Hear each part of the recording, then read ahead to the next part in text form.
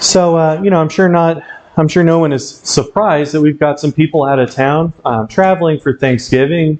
My family's not here either. They're also traveling. And so we hope that everybody has a good time with their families during this time for the holidays. But we still have some people here today. And I thought we'd think a little bit today about the message that we get from this gospel reading. So first we can look a little bit at the text, the story itself, and then think, well, what can we take from this? What is the message that this has for us? So one thing that we notice right away is that it's a common motif, especially in the New Testament, irony. So the blind man is the one who really sees Jesus, sees more of who he is. So Saint Cyril of Alexandria says, although his physical eyes are closed, he has been open to the healing presence of Jesus as the Son of David, and therefore the Messiah, whom he pursues with persistence. So the Jews had this expectation of the coming of the Messiah who was to be the King of the Jews. So that's what Son of David is, that David was the king, and there was the prophecy that there would always be a King of the Jews from the lineage of David. And so that's what the blind man is seeing here. He's recognizing that Jesus is the coming of that expected Messiah.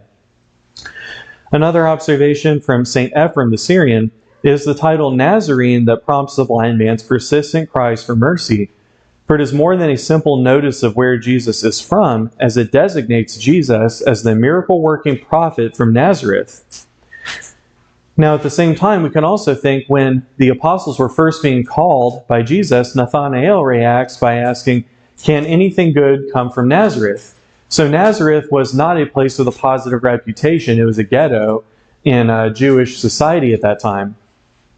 So there's some conflicting expectation where some are expecting him to come from a place of prominence, and they're very surprised that he's coming from Nazareth, and yet there are also others who recognize that there's something there to expect the Messiah to be coming from there. And we see this, it's noted, there's mention of this in a couple of other places.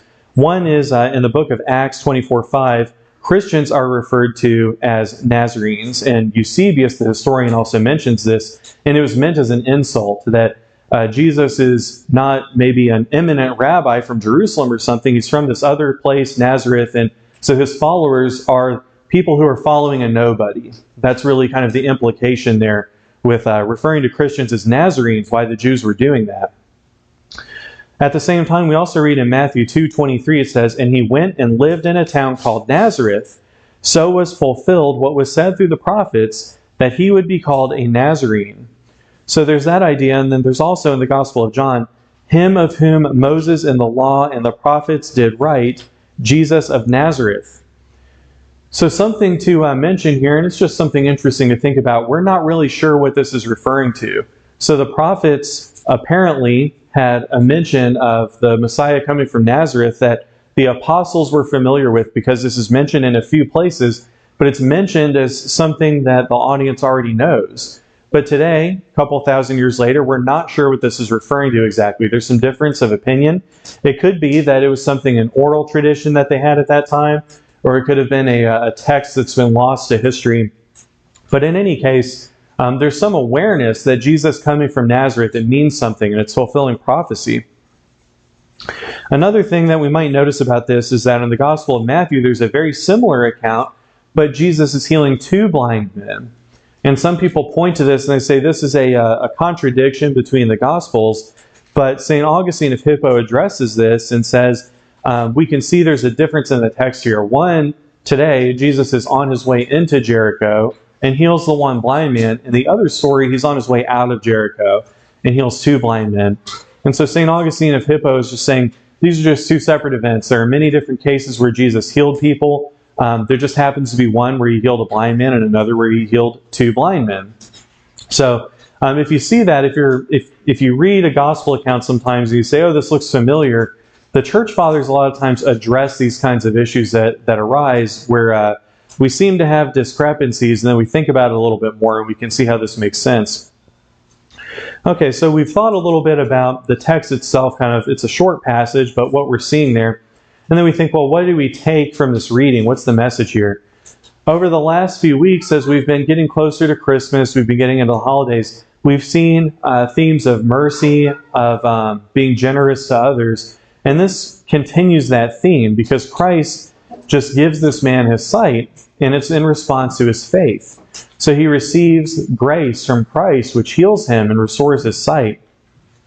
St. Theophylact says, Christ is the true light, and he provides light to the blind man who had been living in darkness.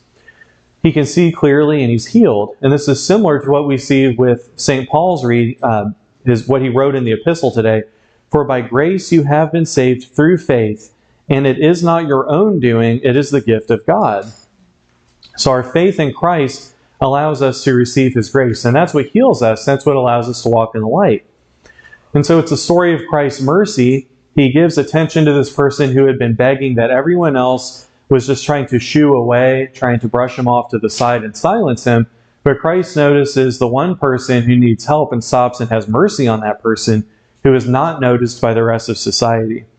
And as Christians, we are called to be like Christ, or to imitate Christ. And so that means that we also have to show mercy on others. And it's something we see again and again in the Gospels, that the degree to which God is merciful to us is the degree to which we are merciful to others. If we want God to be generous with us, we have to be generous with others. And so this is an example from Christ that we're to imitate. Yesterday, some of us went to Stew Pot, and that's maybe the most literal observation of Christ's commandment to care for the least of these, something that's very important in our own judgment. But when we go there, we can see that there are people suffering. And it's good for us to see that sometimes, because in our society, many of us don't come in contact with that very much. It's easy to forget that there are a lot of people that are in dark places in the world. They're living in darkness. And when we're giving to others, when we're merciful to others, that can mean a lot of different things. And sometimes that means giving them food, giving them things, resources. Sometimes that means bringing light and hope and some kind of example of what it is that there are people out there that care about others that are still suffering. And so that's what we did. And it's as important for us as it is them sometimes. We see them suffering. We see the hard things that they're going through.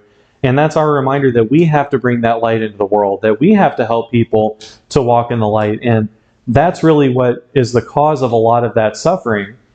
So some people, they maybe in order to turn away from that, they say, well, these people made decisions that brought them to that point, and these are consequences for their actions. And there's some truth to that. No one's denying that.